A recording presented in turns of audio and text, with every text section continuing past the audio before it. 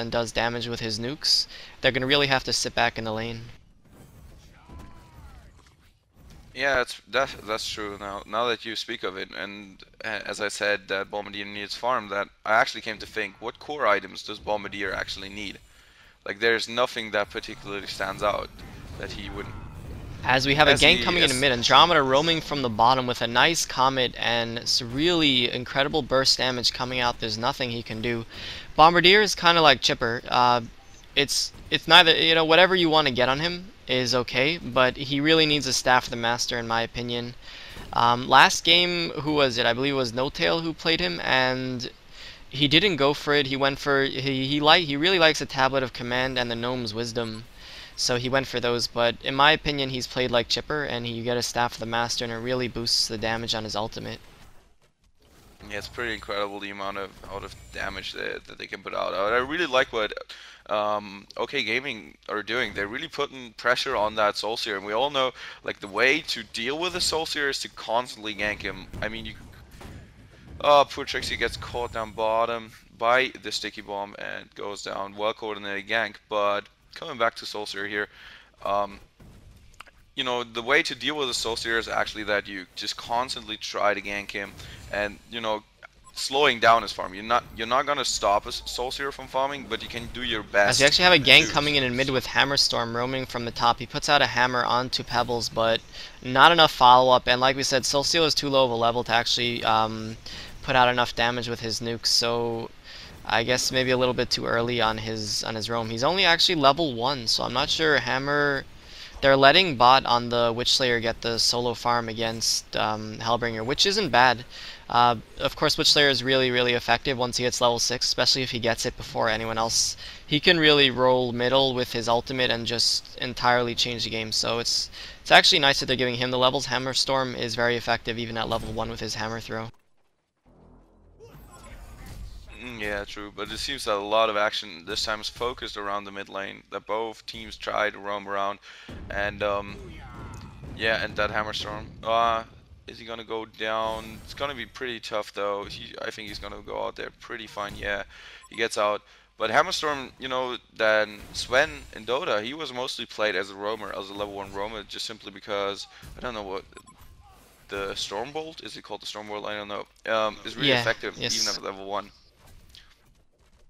Yeah, if And anyone actually remembers, Sven used to be terrible. He had his stun used to be single target, and he was, yeah. Anyway, that's old news. Go ahead, sorry.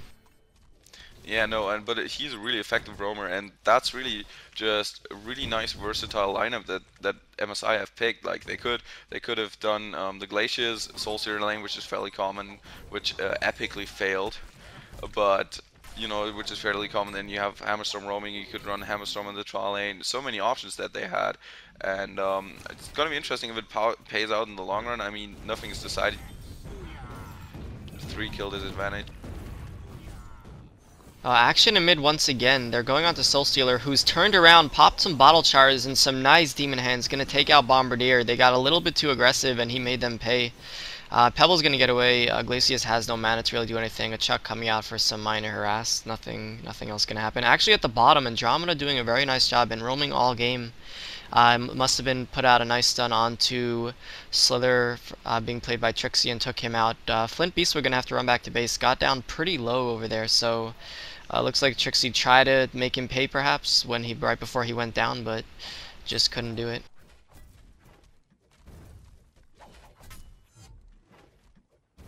Yeah, what was really interesting was Soulseer's play because he didn't juke right back into his tower. He juked into the forest and thus, you know, um gave gave you know, thus he forced Bombardier to move up the ramp and into a position where Bombardier couldn't directly back off, and thus Soulseer had a really easy time, you know, hitting the demon hand because Bombardier is really squishy, but which is not a huge problem normally because all of his spells have a pretty good range. Of course, his ultimate like is global and everything, but if he gets caught out of position, he goes down really quickly.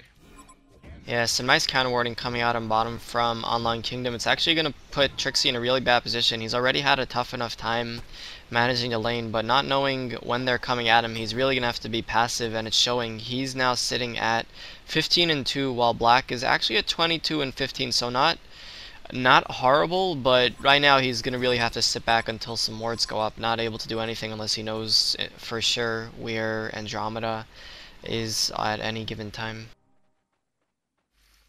Yeah, pretty interesting that Woodslayer has hit level 6 now. You think he's gonna go for like a Portal Key Steam Boost route, something, or a Portal Key Strider, something really, you know, gank orientated, and just gonna try to roam the map and pick off people?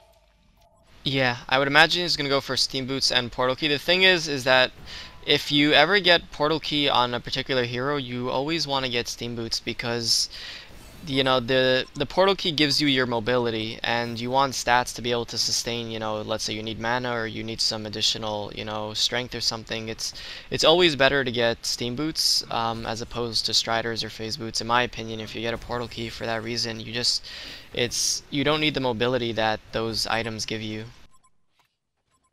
Yeah, unless you need mobility and pick up the Portal Key later on, then yeah, but I see your point.